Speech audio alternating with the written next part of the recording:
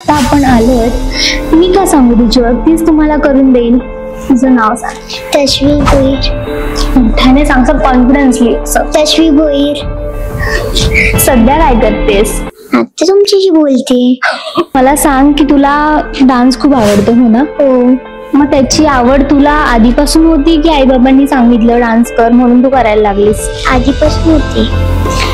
तुझा पहिला परफॉर्मन्स कुठे झालेला तुला आठवतंय?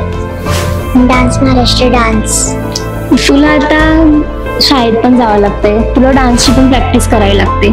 मग तुला हे दोन्ही जमतं का ग? रोज तू किती प्रॅक्टिस करतेस आणि काय काय प्रॅक्टिस करतेस? आणि तुझे आई बाबा तुला कसे सपोर्ट करतात ह्या सगळ्यामध्ये?